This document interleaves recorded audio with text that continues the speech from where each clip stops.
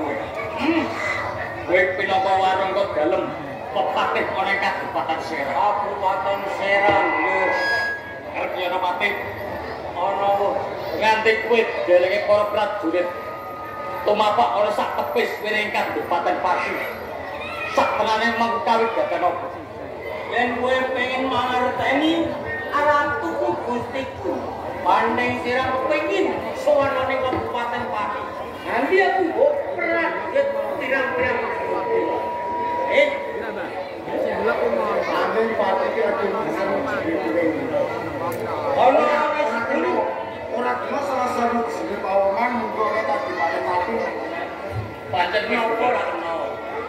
Mengko yen wis ana kalungan. Kena bakal wis secara karo kowe. Kowe becik. Kowe sak kabeh iki tak jaluk bali oleh Kabupaten Serang. Mergo dina iki dulu-dulu kan prayogi. Nggonmu kepengin suwat oleh Kabupaten Pati. Oh, kaya ngono. Aku ora dikeparaki ana ing Kabupaten Pati ngono. Aing kowe kudu ngerteni ngono. Purbo lan Wasiso wis dipasake marang aku. Yen aku ora iso mlebune Kabupaten Pati, langsung aku tetep batu. Yen kowe pantun dadi palang iki lho, kok palang.